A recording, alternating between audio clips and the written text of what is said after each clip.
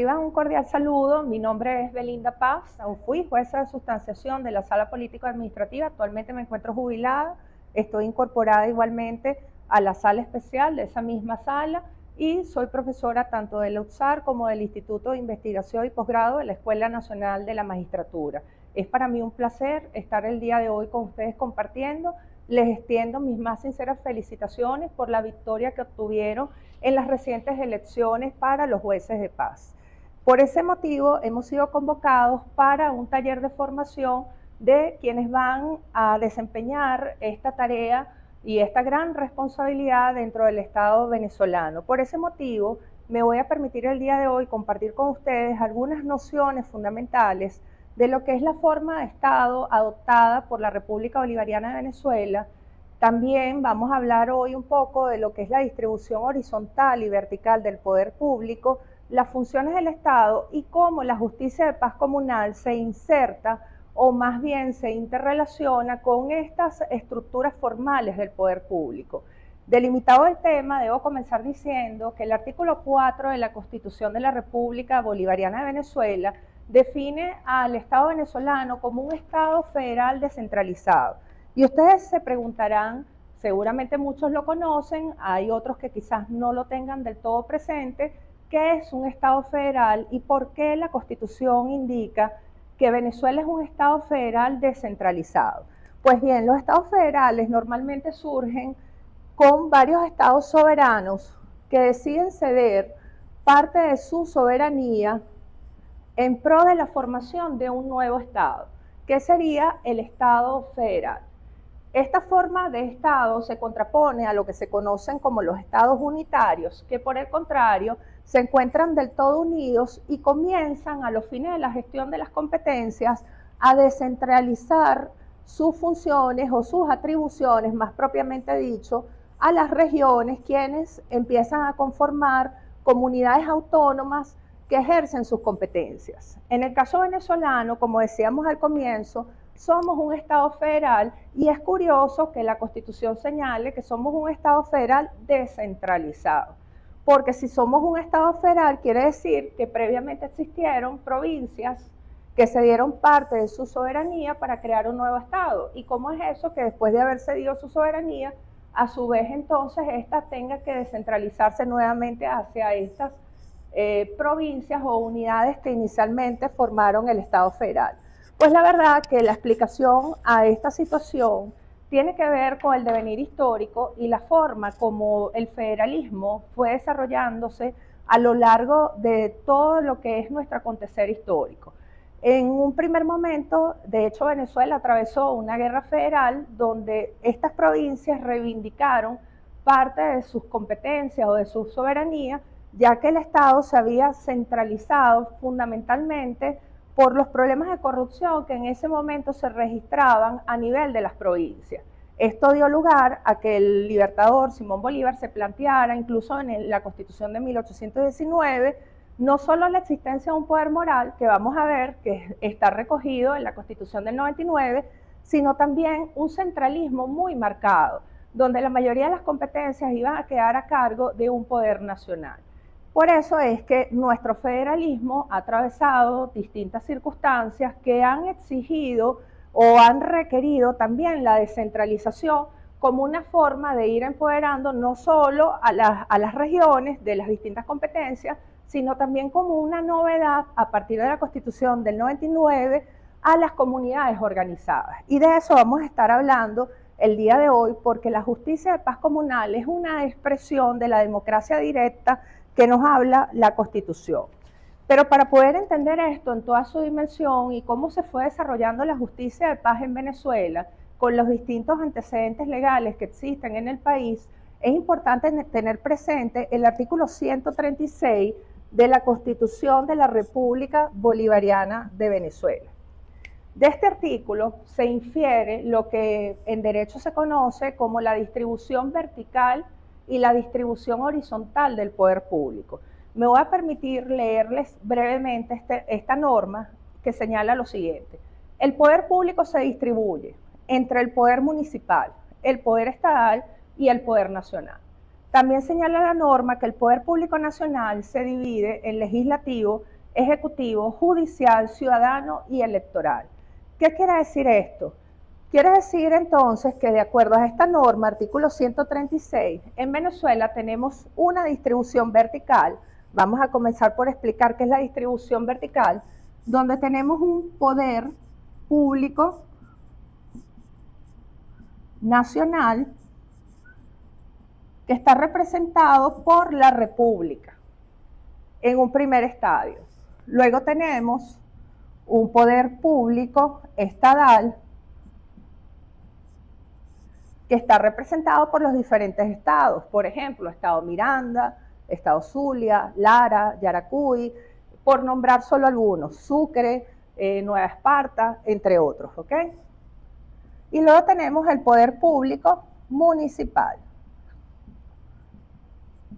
con los diferentes municipios que tenemos a nivel nacional. Es importante destacar que dentro de esta distribución vertical del poder público que se infiere del artículo 136, hay unos principios rectores que debemos tener presentes. Lo primero es que aun cuando el nombre sugiere una especie de jerarquía, no existe realmente una jerarquía entre el poder público nacional, el poder público estatal y el poder público municipal, sino que cada uno de ellos tienen competencias en sus ámbitos donde los otros ámbitos del poder público no pueden interferir. Por ejemplo, hay competencias exclusivas de los municipios donde el poder nacional no puede interferir. Pero también hay competencias concurrentes, quiere decir que como somos un Estado federal, debe haber una instancia central que coordine todo lo que es la planificación a nivel nacional. Pero esa instancia de coordinación no implica jerarquía alguna ni sobre los estados ni sobre los municipios. Pero ciertamente sí hay, por ejemplo, leyes de base que fijan políticas a nivel nacional o lineamientos a nivel nacional que deben ser seguidos tanto por los estados como por los municipios. Y en estas materias es lo que se conoce como las llamadas competencias concurrentes. Ahora bien, junto a esta estructura conocida con el nombre de distribución vertical, también conocemos lo que se ha llamado en la doctrina la distribución horizontal del poder público, la cual igualmente se infiere el artículo 136 de la Constitución. Esta distribución horizontal tiene ese origen en pensadores de la Edad Media, como es el caso de Locke y Montesquieu. Ambos, como una respuesta a lo que en ese momento era el Estado absolutista, señalaban que no era conveniente que las funciones o las principales funciones del Estado residieran en manos de una sola persona. Entonces, frente a esa situación, que el Estado absolutista no era otra cosa que un rey soberano que ejercía, era el que hacía las leyes, era el que ejecutaba las leyes, era el que dirimía las controversias. Entonces, todas las situaciones negativas que surgían de ese hecho dieron origen a que estos pensadores de la Edad Media plantearan un principio constitucional que se ha ido recogiendo con sus matices en las constituciones modernas, que es lo que inicialmente se conocía como el principio de separación de poderes. El principio de separación de poderes no era otra cosa que distinguir tres poderes clásicos como era el ejecutivo, el legislativo y el judicial. En estos tres poderes clásicos que distinguían a estos pensadores, a su vez atribuían funciones esenciales del Estado.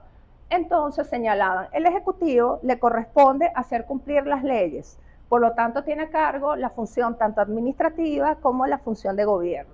Al Legislativo le corresponde elaborar las leyes dentro de un Estado. Entonces es la rama del poder público que se va a encargar de la elaboración de la legislación dentro de cualquier Estado. Y al Poder Judicial le corresponde dirimir los conflictos dentro de la sociedad. Entonces a este poder le corresponde lo que se conoce como la función jurisdiccional. Pues bien, estas tres ramas del poder público para estos pensadores de la Edad Media debían estar claramente diferenciadas y separadas. Hoy día, en las constituciones modernas, no tenemos propiamente una separación de poder, sino una división de poder.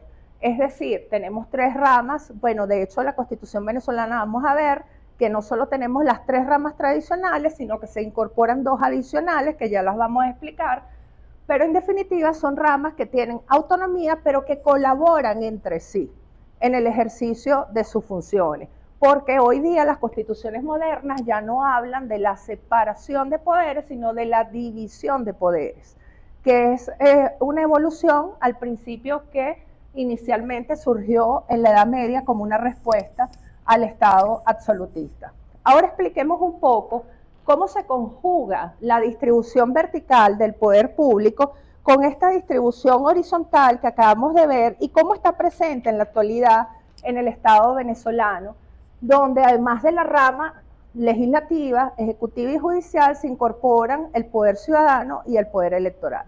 Vamos a explicarlo un poco o vamos a graficarlo para luego ver cómo interviene o de qué manera se ve reflejada la justicia de paz comunal en esta estructura formal del poder público.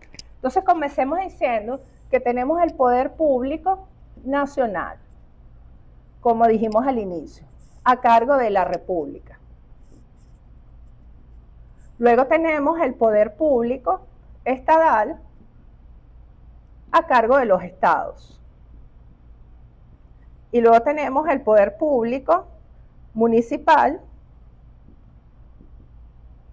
a cargo de los municipios. Esto es lo que explicamos al inicio, que era la distribución vertical del poder público. Muy bien. Junto a esta distribución vertical existen unas ramas del poder público, algunas de las cuales ya comenzamos a referir. La primera, y no por ello la más importante, que tenemos un país presidencialista donde el Ejecutivo sin duda alguna tiene un peso fundamental, pero es el Ejecutivo. Luego podemos mencionar al Legislativo,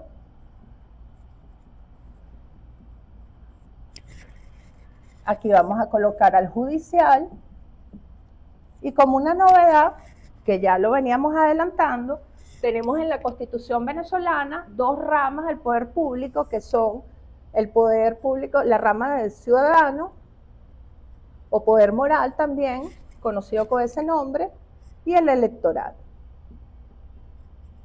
Ok, vamos a explicar entonces un poco cómo opera esto dentro de la distribución vertical, para luego poder explicarles una noción que para la justicia de paz comunal es de vital importancia, como es la noción del sistema de justicia.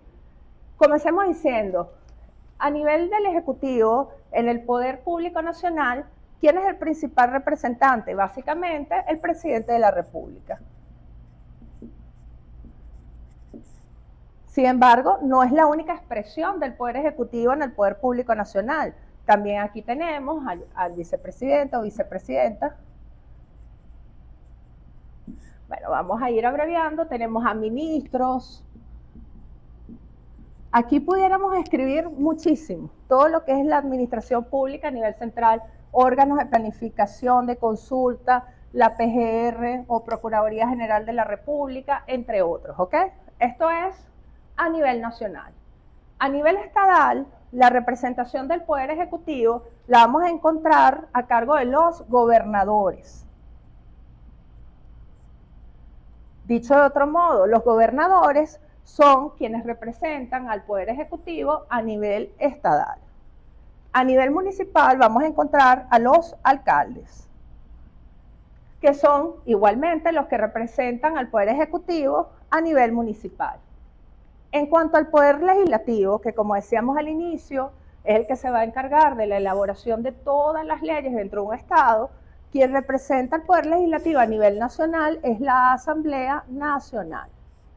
En cuanto a la Asamblea Nacional, a pesar de que somos un Estado federal, y los Estados federales generalmente, el órgano legislativo nacional tiene 2 cámaras, vemos que en el caso de Venezuela, después de la Constitución del 99, tenemos una Asamblea Nacional con una sola cámara, que es una particularidad de nuestro federalismo. Luego, a nivel estatal, el órgano legislativo en los estados son los consejos legislativos.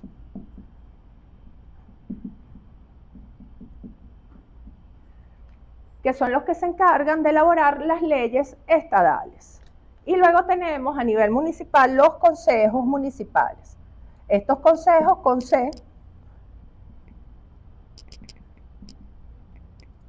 que son los encargados de elaborar las llamadas ordenanzas, que no son otra cosa que las leyes municipales.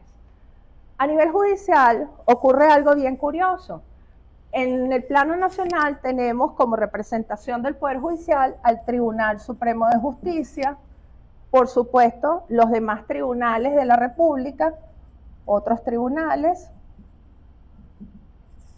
También tenemos dentro del Poder Judicial a nivel nacional a la Dirección Ejecutiva de la Magistratura, tenemos a la Escuela Nacional de la Magistratura, tenemos que, se puede decir, este es el órgano administrativo del Poder Judicial que está a nivel nacional, es decir, su presupuesto viene del Poder Público Nacional de la República, lo mismo la Escuela Nacional de la Magistratura, podemos poner aquí a la Inspectoría, podríamos también colocar aquí todo lo que tiene que ver con tribunales a nivel regional, ¿ok?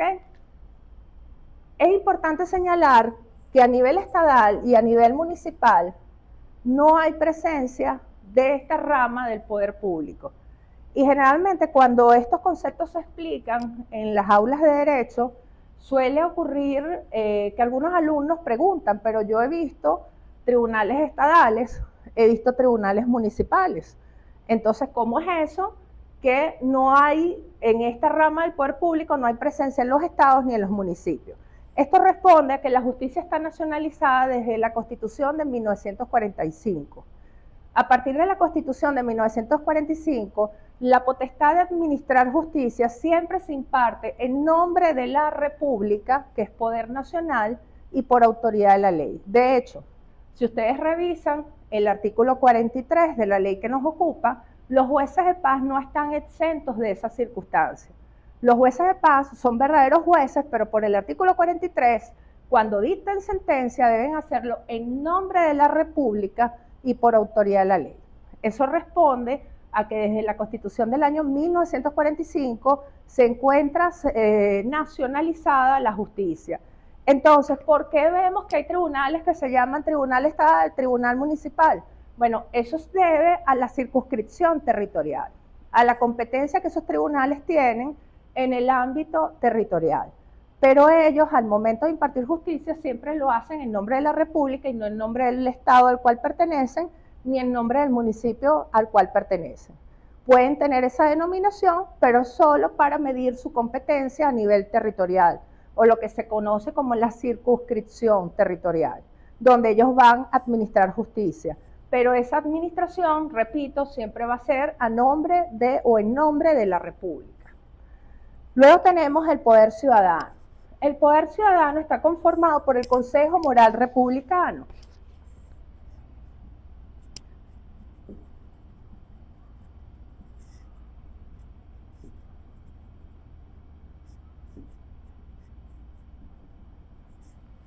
Ese Consejo Moral Republicano a su vez está integrado por Contraloría General de la República.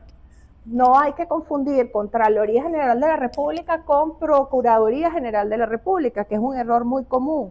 Son entes totalmente diferentes, órganos totalmente diferentes. Ministerio Público o Fiscalía General de la República, vamos a abreviarlo ahorita aquí, pero Ministerio Público sería lo más apropiado.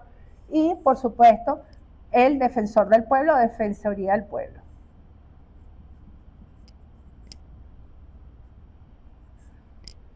Quien preside el Consejo Moral Republicano es variable. En algunos casos ha sido el Contralor General de la República, en otros casos el Defensor o Defensora del Pueblo, o puede ser también el Fiscal General de la República, ¿ok? Eso puede variar, pero en definitiva es Contraloría, Fiscalía y Defensoría del Pueblo quienes integran el Consejo Moral Republicano y forman parte del Poder Ciudadano.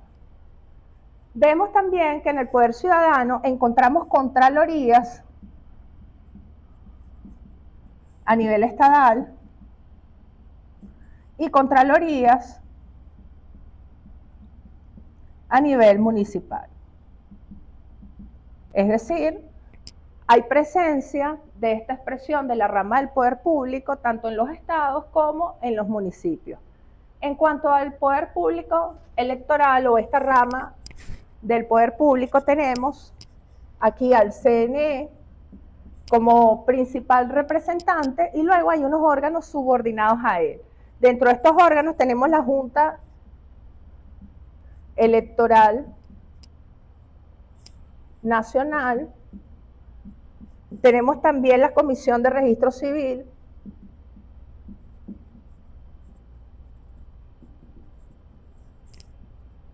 entre otras, ¿ok?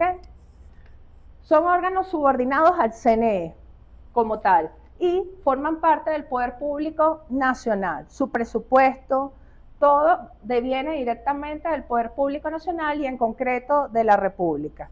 Podemos encontrar esta rama del poder público, la electoral, presencia de algunas oficinas en las regiones, es decir, podemos encontrar oficinas del CNE en los estados, en los municipios, pero el hecho de que ellas estén en ese territorio no significa que son dependientes del estado o del municipio. Eso es un fenómeno que en derecho administrativo se conoce como desconcentración.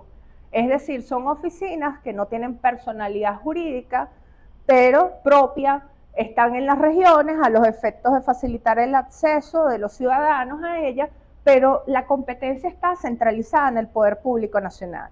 Y por ende, aun cuando esas oficinas puedan estar en las regiones, ellas reportan y reciben presupuesto del Poder Público Nacional. Por ende, no hay presencia de esta rama del poder público ni en los estados ni en los municipios. Explicado esto, que es un poco o a grosso modo dibujar cómo se distribuye el poder público en Venezuela, tanto a nivel horizontal como a nivel vertical, vamos a explicar una noción que engloba varias de las ramas del poder público y que nos interesa muchísimo a los efectos de lo que es la justicia de paz comunal, como es el denominado sistema de justicia. ¿Qué es el sistema de justicia?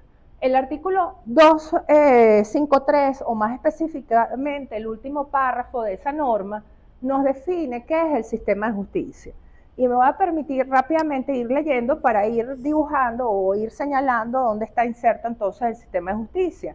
Dice, el sistema de justicia está constituido por el Tribunal Supremo de Justicia, Poder Judicial. Luego dice, los demás tribunales que determinen la ley, Poder Judicial.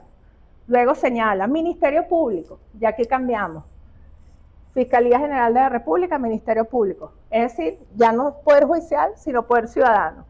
Y estamos hablando del sistema de justicia. Luego dice, la Defensoría del Pueblo, Poder Ciudadano. Luego habla de los órganos de investigación penal, Poder Ejecutivo, las policías.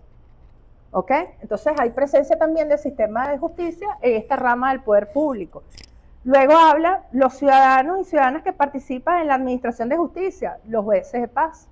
Los medios alternativos de resolución de conflictos, como puede ser el arbitraje, están en el sistema de justicia. No forman parte del Poder Judicial, no forman parte de la rama ejecutiva, no forman parte de la rama ciudadana, pero sí del sistema de justicia.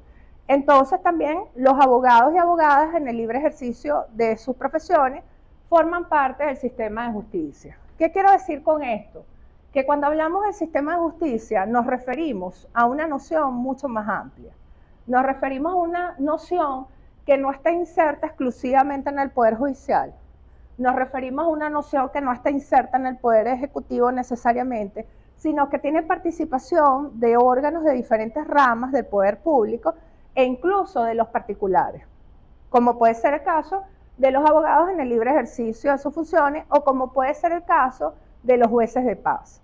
De hecho, hay una decisión muy interesante, les recomiendo la lectura, que es una decisión de la Sala Constitucional, que es la sentencia 1000. Bueno, después les voy a anotar unas decisiones para que tengan, pero para referir, la 1139 del 5 de octubre del 2000.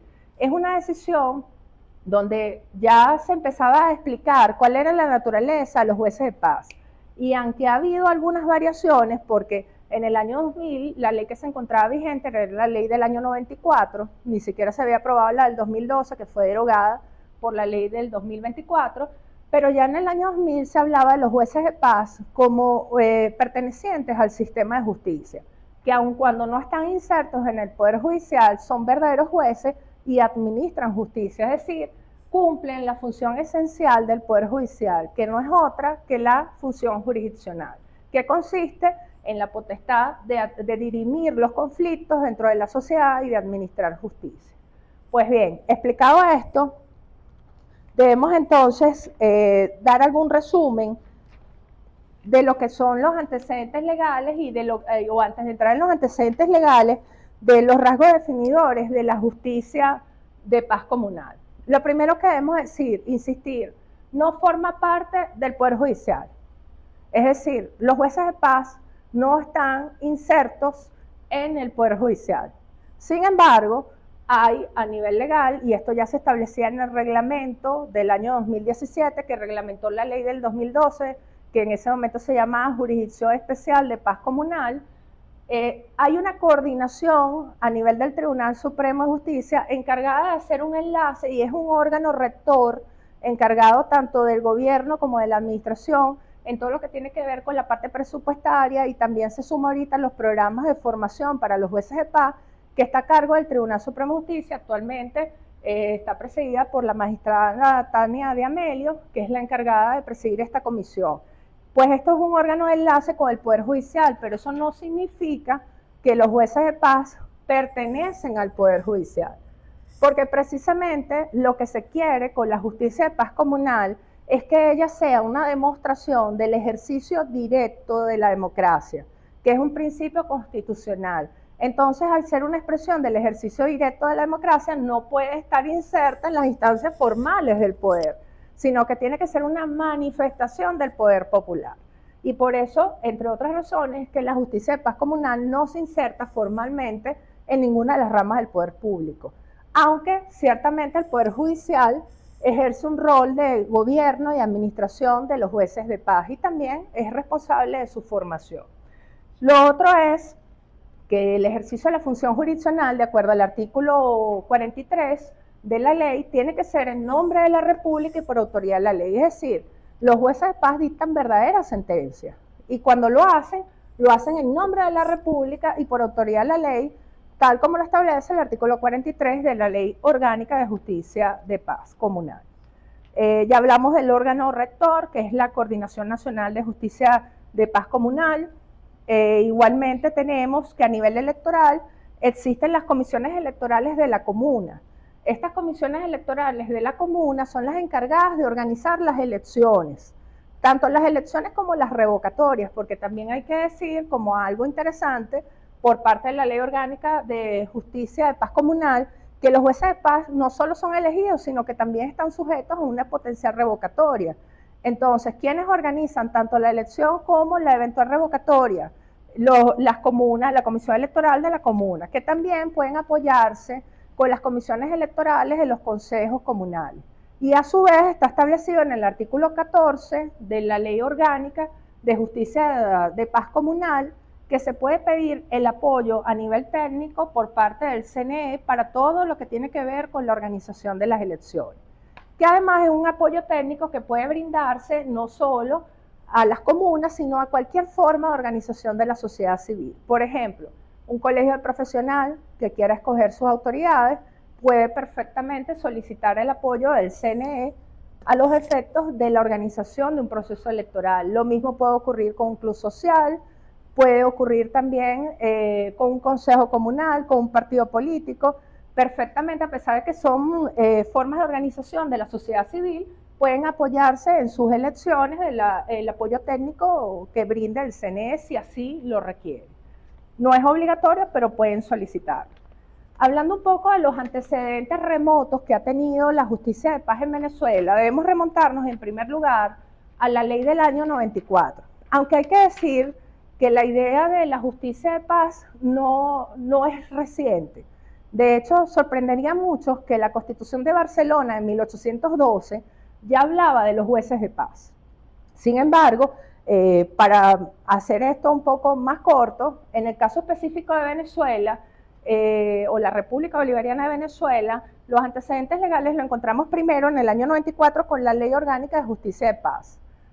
Esta ley era particular porque expresamente ubicaba a los jueces de paz dentro de los municipios. En pocas palabras, los jueces de paz estaban insertos en el poder público municipal. Y eso respondía a que la Constitución de la República Bolivariana de Venezuela, que en ese momento era Constitución de Venezuela del año 61 y también lo reprodujo la del 99, asignaba esa competencia al poder público municipal. Sin embargo, vemos que ya en el 2012, cuando se reforma esa ley de justicia de paz comunal y se cambia incluso en ese momento la denominación, se llamaba entonces Ley Orgánica de la Jurisdicción Especial de Justicia de Paz Comunal. En esa ley del 2012 se dice expresamente que de los municipios se transfiere a las comunidades la competencia de administrar justicia. Esto además es interesantísimo porque es una novedad que contiene la Constitución del año 99. Nosotros en Venezuela, a nuestra historia constitucional, habíamos visto que las constituciones del año 47, las constituciones del año 61, establecían cláusulas descentralizadoras. Pero estas cláusulas descentralizadoras lo único que permitían era que el Poder Público Nacional transfiriera competencia a los estados o los estados transfirieran competencias a los municipios.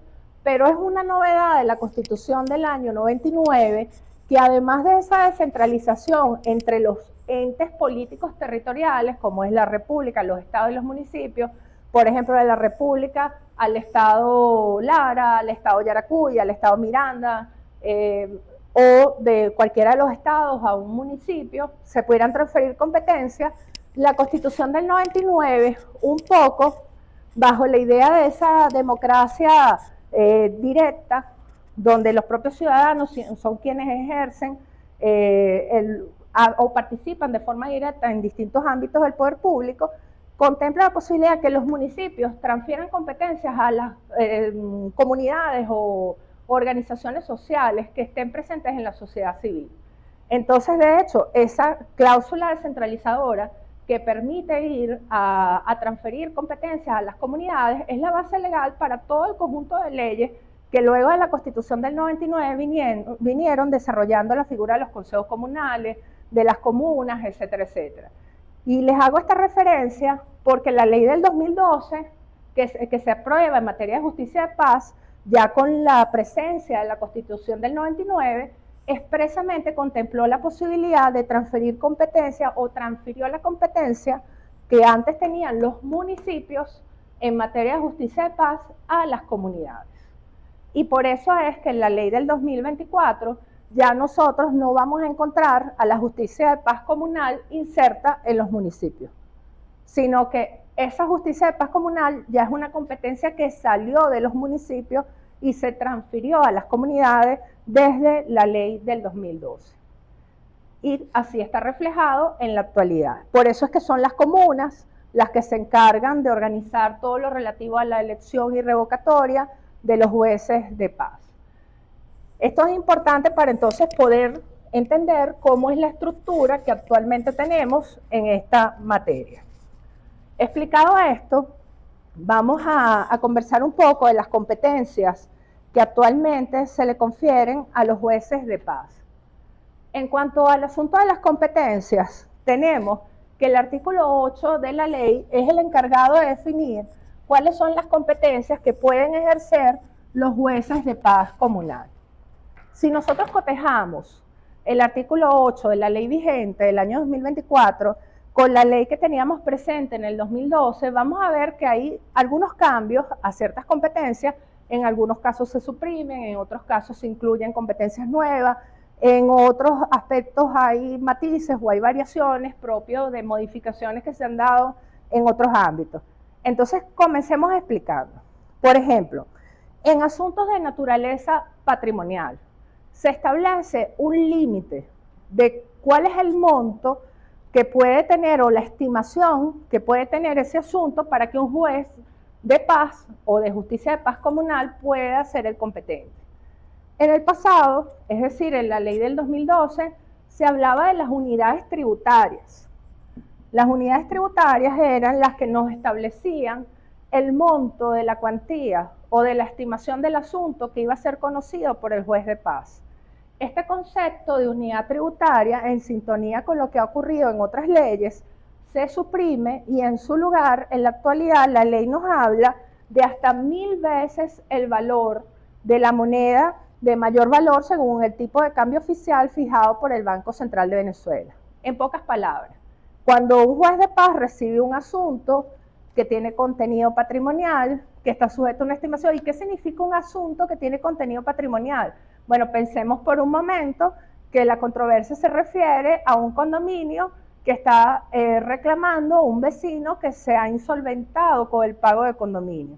Entonces el juez comunal debe plantearse cuál es el monto de la deuda para saber cuál es el valor del asunto que le están sometiendo a su consideración.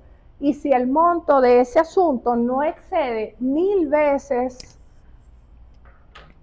el valor de la moneda de mayor valor según el tipo de cambio fijado por el Banco Central de Venezuela, entonces ese juez de paz podrá conocer de ese asunto. ¿Y cómo lo va a saber el juez de paz? Bueno, el Banco Central de Venezuela tiene una página oficial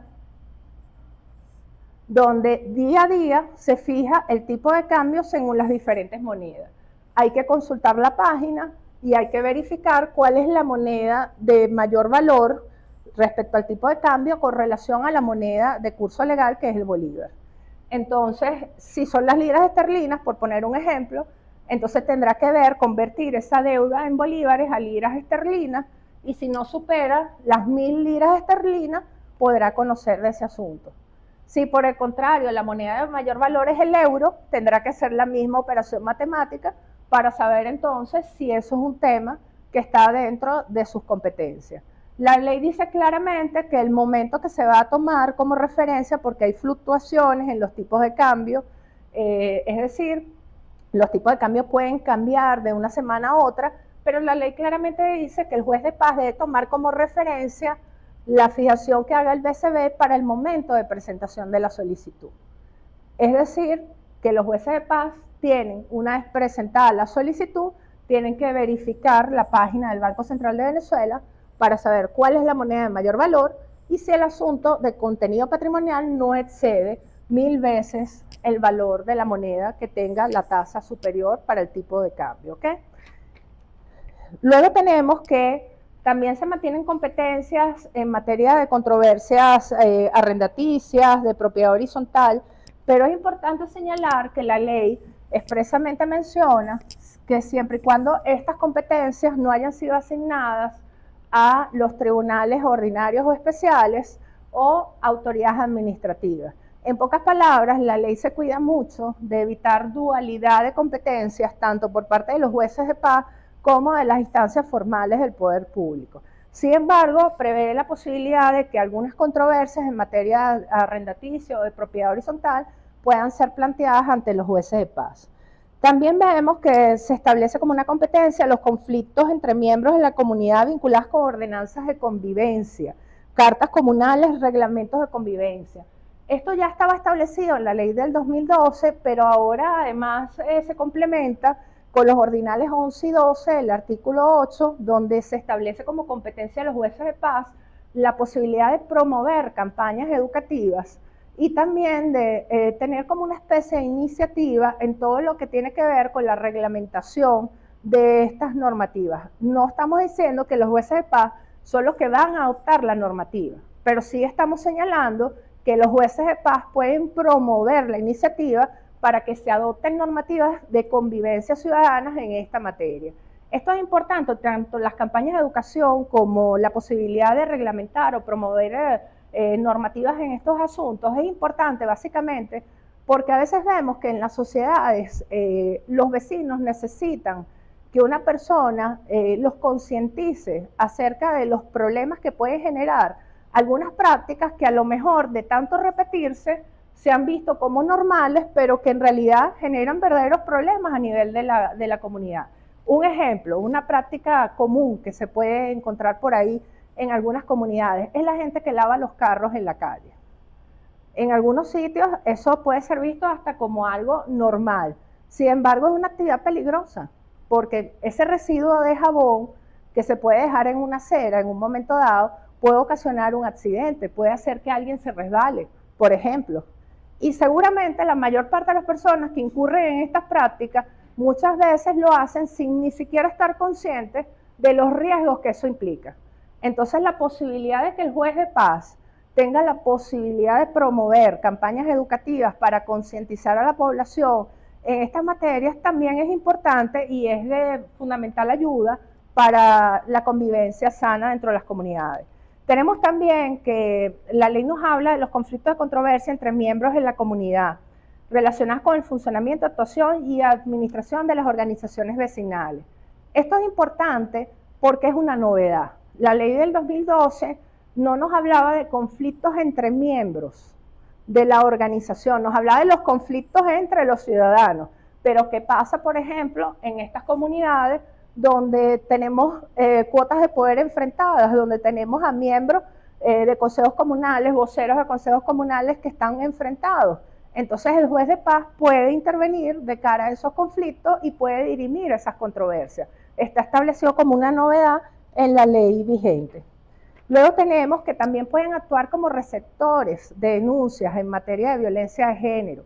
Esto es importante porque no solo reciben la denuncia, sino que pueden dictar medidas de protección tanto para la víctima como para su núcleo familiar. Por ejemplo, pueden imponer una medida de alejamiento en un momento dado al posible agresor. Por supuesto, tienen que remitir a los órganos competentes del poder público, no van a sustanciar el procedimiento, pero sí pueden tomar unas medidas primarias para proteger tanto a la víctima como a su núcleo familiar.